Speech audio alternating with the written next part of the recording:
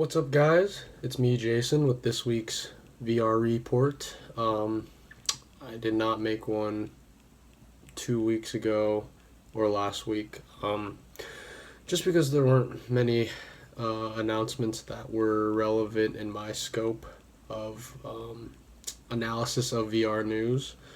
But on, I think it was Friday, Facebook had their F8 developer conference.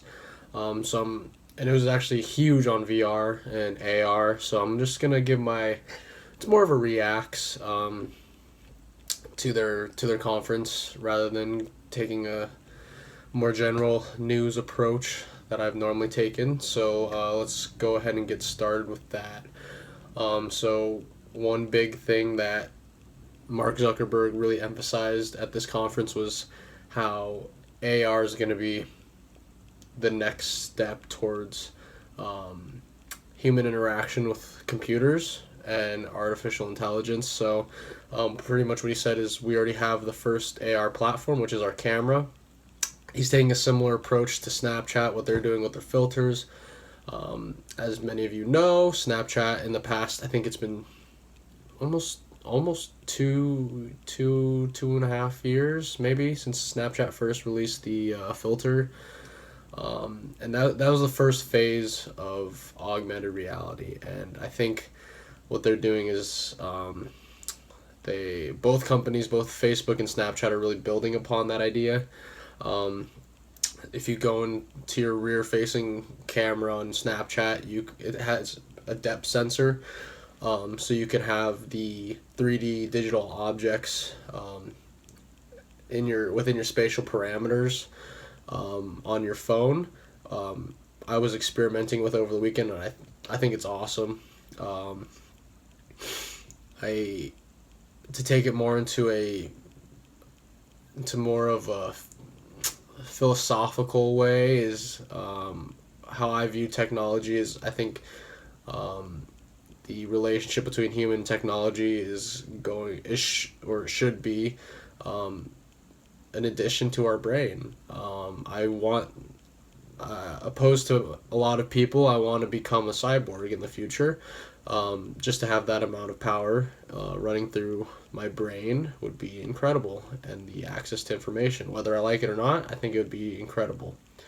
So I think as soon as Snapchat or Facebook release, I think a new device or a renewed device that is compatible with both applications. I think that's where augmented reality is really gonna pick up its wheels. I think something more accessible like these glasses or contact lenses, something like that. But I think this push is gonna. I think adoption is gonna be a lot quicker for AR than it will be for VR, in terms of developers. Just because there's not a whole lot of hardware solutions that need to be made. It's rather because there's a push of that the camera is the first augmented reality device, that kind of opens up the floodgates for developers to step in and really experiment with that sector. So with the AR announcement, Mark Zuckerberg announced a new free augmented reality creator tool for stories. So it will feature for both mobile and for wearables. I'm interested to see how they're going to be incorporating this into wearables, other than headsets.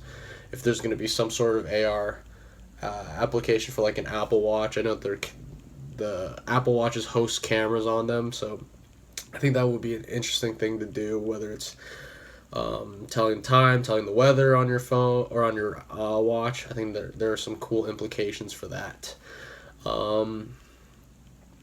Let's see. So that was about it for AR. Moving into VR, I think the most exciting announcement for me personally was Spaces VR, which is essentially their social media platform for virtual reality.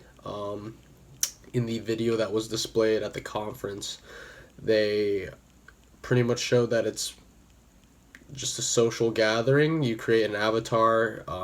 You can pull up 360-degree videos and photos.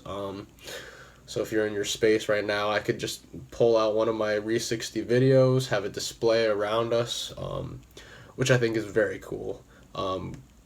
It's like literally almost everything I say about virtual reality. It's like the episode of Black Mirror. You know, I think Black Mirror should be owing me royalties because I keep saying it, but it's essentially like Black Mirror in the 15 Million Merit episode, where they're all riding the bikes and they all have their avatars that embody who they are. And I think it's a very, very close depiction of it in real life. And, you know, with a recent statistic of 88% of Oculus owners expressing a strong interest in social VR, I think this will be a quick adoption for in terms of software for the Oculus Rift. Now, whether they move it to PlayStation VR or HTC Vive is kind of up in the air. I don't know how many people are willing to buy an Oculus for this. So I don't have any technical background of how software works on multiple platforms, but all I know is that with the numbers that PlayStation VR and HTC Vive are getting, it'd probably be a smart move to move Spaces onto other platforms as well. But nonetheless, I am very excited for Spaces. I hope it comes for PlayStation VR, and I think that as scary as it is, of having avatar to avatar interaction replacing human to human interaction, I'm going to leave you with this question of how often do you still see people when you move out of state? Because I know that being out of state for just even college, there are times when I wish I could show people different things with my VR, with my 360 camera, to make it a little bit more immersive than just a phone call or a text message. So while there are negative implications that it can take away from face-to-face interactions, I do think that the benefits of it, for those who do not see people that they're close to very often, I think it will be very beneficial for that reason. And then I think the third and final announcement that I personally find most relevant is their announcement of 2 new 360-degree cameras. These are very high-end, one being 24 lenses and the other is 6 lenses. What's cool about these cameras is that they are 3D cameras, and they also, let me see what it's called, and they're also volumetric video. So what that means is that currently if you watch a Rhe60 video, you can only move along the Y, X, and Z axis, or just along the Y and X axis. So you can look up, down, around, but you can't, when you move the phone, it doesn't move the location of the camera angle. But with these cameras, what they're doing is they're adding depth to that. So if I'm wearing the headset, I'm in my Rhe60 video, if I take a move to the left, it'll move the whole camera to the left. If I shift to the right, it'll move everything to the right, and that just adds a little bit more immersion. I think what I'm more curious about with this camera and their volumetric technology is if this pen is right here, my headset's right here, if I move closer, can I look around it?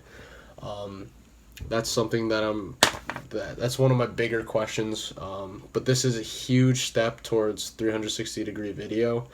I'm glad. I know that Facebook won't be selling it directly, they'll be licensing the cameras, but I'm glad that they're starting to move into the hardware side of actual film production for 360 degrees. So overall, I think this was a very informative press conference in terms of my Facebook's vision for both VR and AR. Um, they're showing immense support for both platforms, and it can only grow from there. I'm very excited to see where Facebook stories will go, and where Facebook will be heading in terms of AR, as they're pushing on the platform of that the camera is the first AR device. Um, so I'm very excited to see what this future is, and I'm glad that they're really bringing the social aspect. Just because VR is known to be a very isolating activity, so the fact that they're really enforcing the social aspects behind it is very exciting. Um, so yeah, if you want to follow me on social media, speaking of social media, you can follow me at Rejuvenation. Um, Pretty much on every social media platform.